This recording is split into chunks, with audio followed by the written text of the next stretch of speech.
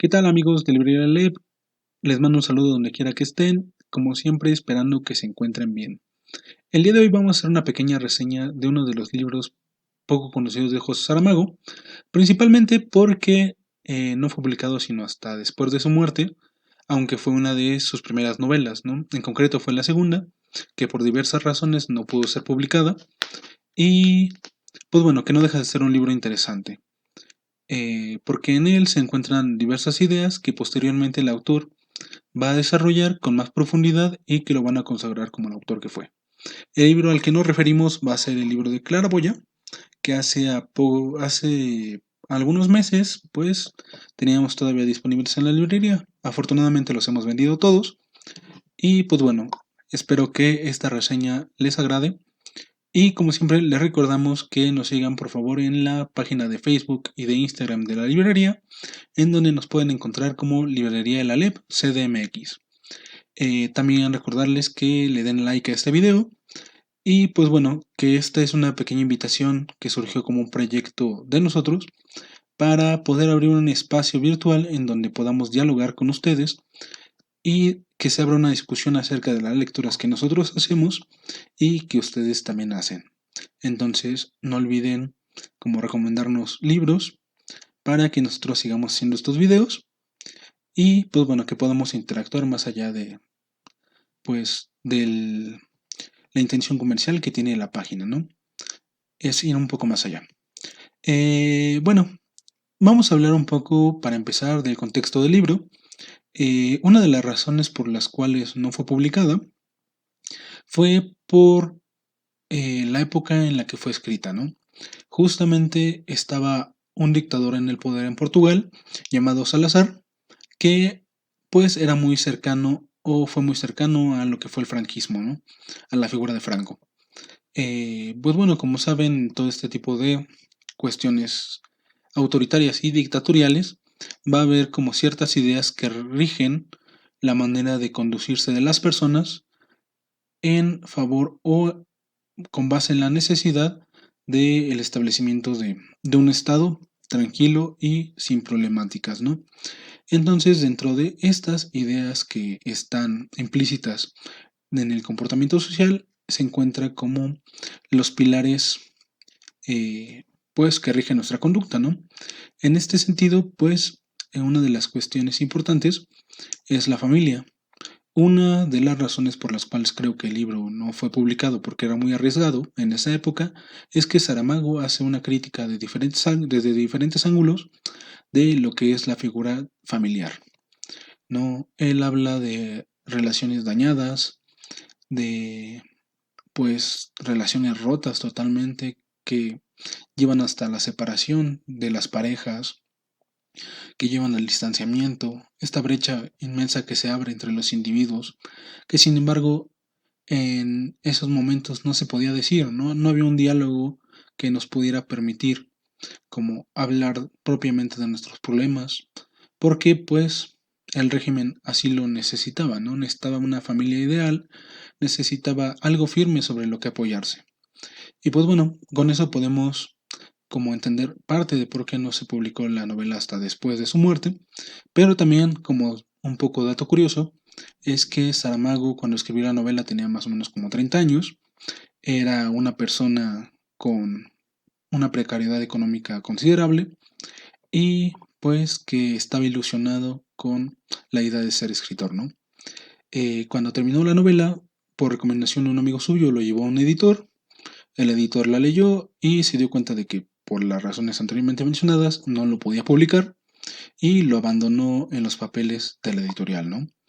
Esta novela posteriormente fue encontrada, leída y sabiendo que era de Saramago, que se encontraba ya después de algunos libros publicados, que no empezó sino a volver a escribir, sino como unos 30 años después, eh, pero bueno, ya con la consagración universal, con la consagración internacional, pues decidieron como hacerle la invitación para que lo publicara, ¿no?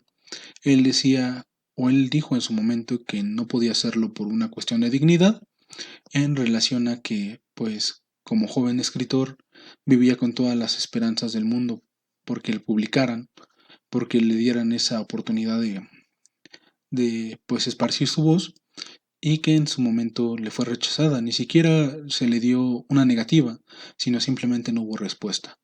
Entonces, con todas las ilusiones rotas y todos los sufrimientos que tuvo que pasar y que le llevaron a años de silencio, él decidió decir que no publicara la novela mientras él estuviera vivo, ¿no?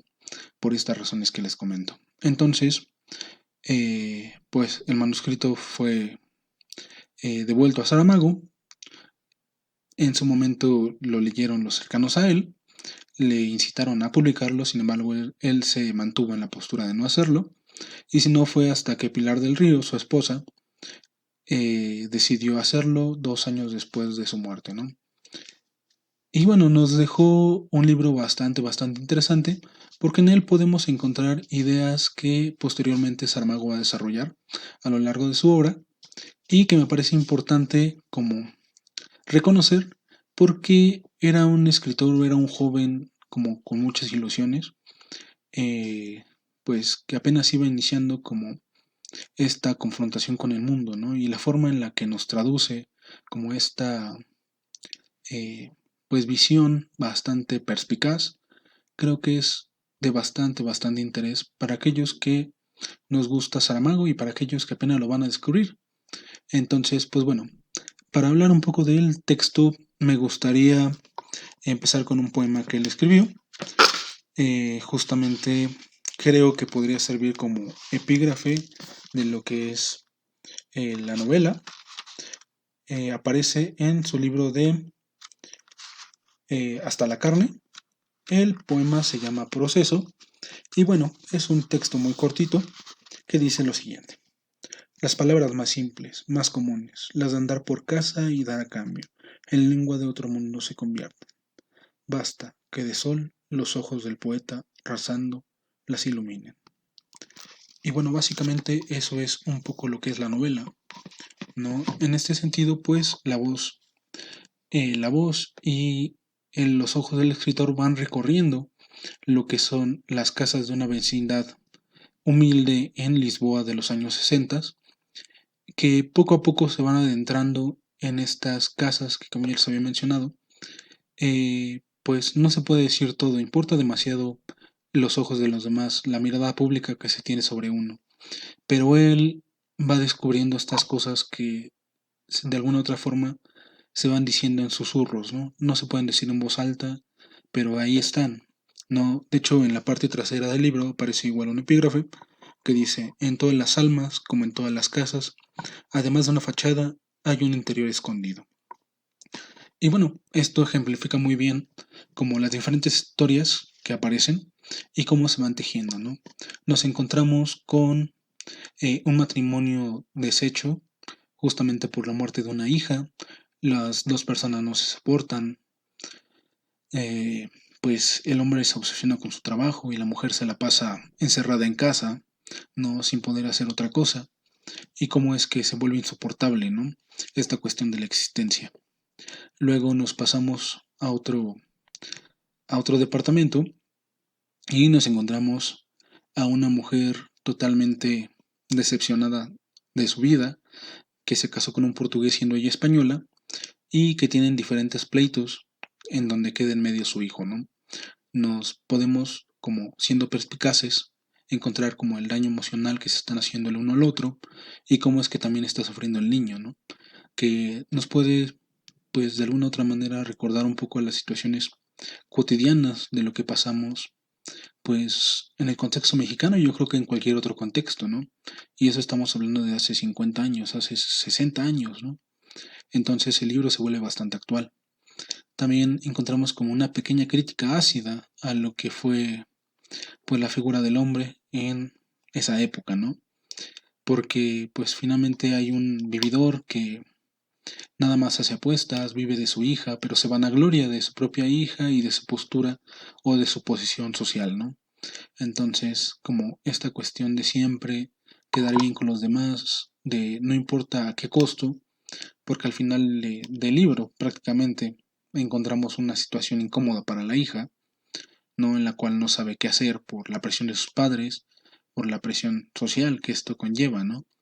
Entonces, ¿cómo es que esta imagen se sustenta en una cuestión que daña emocionalmente, ¿no? Psicológicamente a una parte importante de la familia que se encuentra hasta venerada por los propios padres, ¿no? Podría ser una situación bastante común, pues aún hoy en nuestros días, ¿no? Y eso es lo interesante también del libro, como les digo.